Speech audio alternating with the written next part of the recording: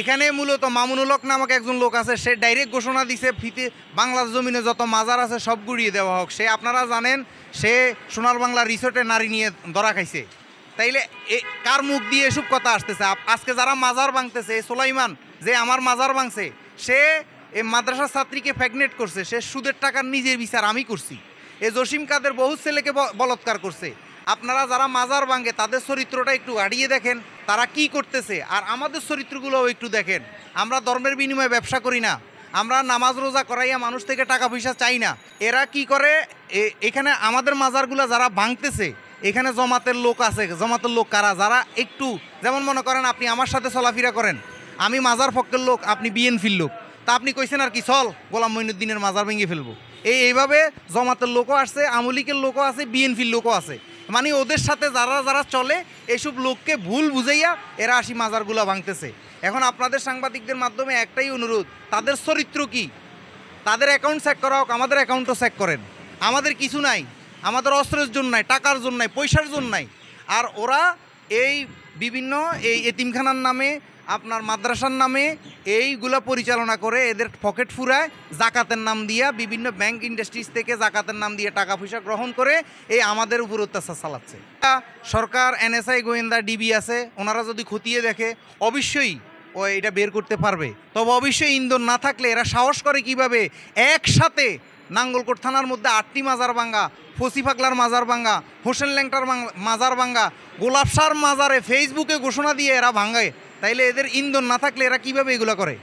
যে মাজার করা নিষিদ্ধ, মাজার জিয়ারত নিষিদ্ধ, মাজারে যে সুফি গান বাদ্য হয় এগুলা হারাম, যদি আমাদেরকে প্রমাণ করে দিতে পারে আমরাই এগুলা বন্ধ করে দিব। আমরা কয়েকজন থাকবো, আমাদেরকে শুধু কোরআন হাদিস দিয়ে বুঝিয়ে দিবে যে আমরা যা কিছু করতেছি আমরা এগুলা হারাম, যদি বুঝিয়ে দিতে পারে তাইলে আমরাই নিজেরাই এগুলো ভেঙে ফেলবো।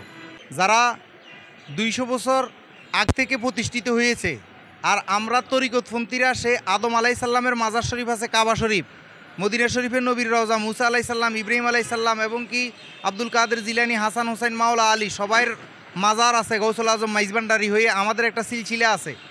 এই সিলসিলার লোকগুলাকে, এই উগ্রপন্থী লোকগুলা তাদের মাজার নাই কেমন, তারা তাদের আকাবিদদের কবরের পাশে বাঁশ দিয়ে, খুনসি দিয়ে, বেড়া দিয়ে রাখে। এরা এখন জোর করে এই 5 আগস্ট সরকার পরিবর্তনের পরে তারা জোর করে তাদের কৃষ্টি কালচার আমাদের উপর চাপিয়ে দেওয়ার জন্য আমাদের উপরে আমাদের মাজারগুলো ভাঙচুর করতেছে।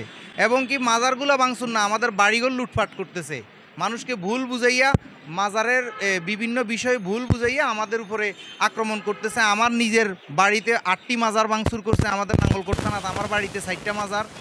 এবং কি আমার ঘর বাড়ি লুটপাট করছে, আমার মাকে জবাই করতে ধরছে, আমার ছোটো ভাগিনাকেও জবাই করতে ধরছে, প্রাণ বিকাশে এদের থেকে বাঁচছে। এরা উগ্রপন্থী, এরা ঘোষণা দিয়ে আসে না, এরা রাতের অন্ধকারে ভোর 4টা বাজে এসে ভাঙা শুরু করছে, চোরের মতো এসে কোনো রকম ভেঙে আবার চলে গেছে।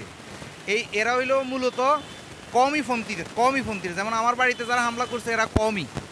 মাদ্রাসার মধ্যে টিম আছে, 400-500 পোলাপাইন আছে। সোলাইমানের বাড়িতে, সোলাইমানের মাদ্রাসা নাগোদা, আর জসিম কাদেরের মাদ্রাসা হইল নাঙ্গলকোটে, আয়সা সিদ্দিকা মাদ্রাসা, 400-500 পোলাপাইন এরা ফালে। এই ছেলে ফেলেগুলো এতিম, এদেরকে ভুল বুঝাইয়া এদেরকে দিয়া এই রাতের অন্ধকারে এরা এই কাজগুলো করছে। আপনাদের সাংবাদিকদের মাধ্যমে আমরা তাদের কাছে উদারত আহ্বান জানাবো যে এই কোনো জায়গায় বসে যদি আমাদেরকে বুঝিয়ে দেওয়া হয় যে মাজার করা নিষিদ্ধ, মাজার জিয়ারত নিষিদ্ধ, মাজারে যে সুফি গান বাদ্য হয় এগুলা হারাম, যদি আমাদেরকে প্রমাণ করে দিতে পারে আমরাই এগুলা বন্ধ করে দিব ইনশাল্লাহ। আমরা গত 14 তারিখে আমরা সরকারের মাননীয় বাংলাদেশ সুপ্রিম কোর্টে আমরা রিট করেছি। 17 তারিখ আমাদের শুনানি হবে। আমরা চ্যালেঞ্জ করা হারাম। আমাদের কথা হলো ওনারা সুন্দরভাবে, আমরা সহ থাকবো, আমাদের কয়েকজন, এই যে শাহ সুফি মঈনুল কবির আছে আমাদের তরিকত ইসলামের মহাসচিব, আমরা কয়েকজন থাকবো। আমাদেরকে শুধু কোরআন হাদিস দিয়ে বুঝিয়ে দিবে যে আমরা যা কিছু করতেছি আমরা এগুলা হারাম, যদি বুঝিয়ে দিতে পারে তাইলে আমরা নিজেরাই এগুলো ভেঙে ফেলবো।